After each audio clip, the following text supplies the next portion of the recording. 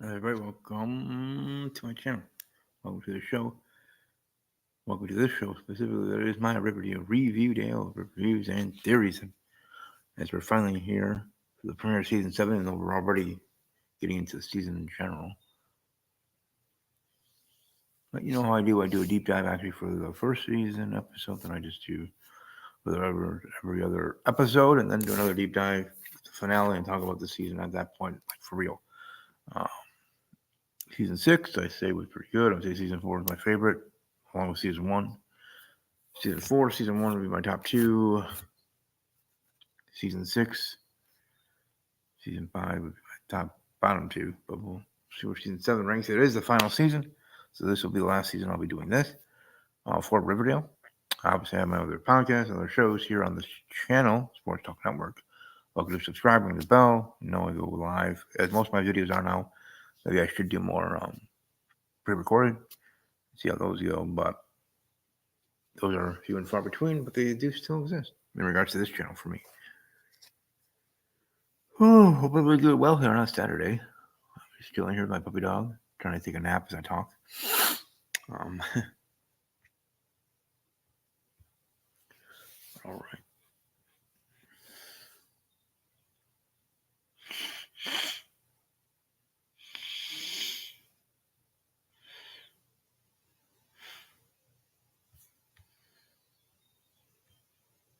Yeah, he was on the bowling show. That one that I wish would have stayed longer. But yeah, here we go. Let's keep going. To look at my notes here. Ready, set, go. Uh, it's a blast from the past for our favorite sweet little dreary town. RD Comics has finally found a closer home to the heart of Riverdale. It's a whole new 1950s aesthetic and a time traveling misadventure that kicked off a new season of Riverdale here for season 7, episode 1, chapter 118. Don't worry, darling. It's okay living with Marty McFly fantasy, not quite, but the pieces were there for plenty of juicy drama. Chapter 118, Don't Worry, Darling, threw us back into the mystery that kept us on our toes since Riverdale Season 6, Episode 22, the finale of last season. It's another reboot for Riverdale, the second after Season 5, Episode 4. So the series already knows how to refresh and pick things up where it left off. And in this case, it felt like a nice love letter to the teen drama of its former self. As wild as some of Riverdale's plots have been, and there's certainly been plenty of them, the first 4 seasons were always the favorite. The iconic love triangle ruled Riverdale High as the queen, the Southside Serpents, and murder mysteries, all that. And let's not forget all the spicy and soapy drama in between. The early years of Riverdale were a wild time to be alive. You had to be there. Bringing it back to the beginning, albeit with new plot points, is a nice nostalgic touch of Riverdale's roots. Certain things will be retreaded and redone, but it seems like a new start for what could have been a different Riverdale season 1. But good nonetheless. Jughead having his memories of the present and so much potential for the chaos it could have caused. And just look at the short time he had them during this episode. Like he was talking about making a bomb and stuff. So, and if he had more time, he probably could have created ripples that would have changed Riverdale in 1955. Sure, his friends wouldn't have believed him, but one conversation could have changed everything. It was an exciting direction for the character, so it was surprising that Riverdale chose to get rid of this plot point by the chapter's end. Maybe it's because the Jughead saving the president storyline was the expected plot. Getting rid of it would take the story in a different direction and focus on the 1965 plots on their own. Still, in the short time he did have his memories and are treated to some peak chaotic Jughead moments. And for the show Times, Riverdale kills it with its comedy. They do very well. Jughead trying to explain the future And Riverdale's past plots is a highlight of the series by far. He clearly didn't practice how he would talk to the group. No one was going to believe him right away. We were right there with the group through baffled and shocked expressions. Then again, is there any other way to react? I don't know.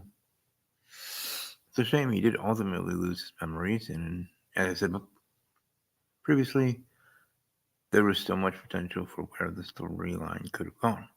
But if he had to lose them, at least Tabitha was the guardian angel to do it. The chemistry between them is so sweet and tender, you can feel the love of these characters so easily.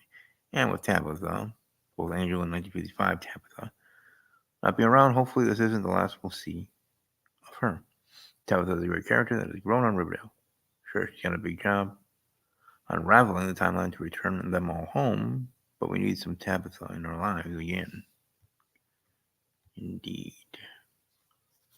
Though, if we were to say goodbye to Tabitha for now, her farewell story touched upon an important moment in history. This episode did a great job discussing the trial of Emmett Till's murder and the reaction within the town of Riverdale. The show didn't go for any cheap laughs or soapy drama. It felt serious, respectful, and thought out about what it wanted to discuss. It was nice having Tony, Tabitha, Betty, and Cheryl teaming up to get the poem read. The group got so much pushback from the adults about the article that this team seemed the only option. And Riverdale does a great job when it gets the friend groups together for a storyline. And besides Tony reading the poem, the shining moment of the plot were in the subtle conversations throughout the chapter. Betty and Tony didn't get many scenes together in the present timeline, so it was a nice change of pace for their chats in the newsroom. They felt real and serious, yet with a touch of sadness.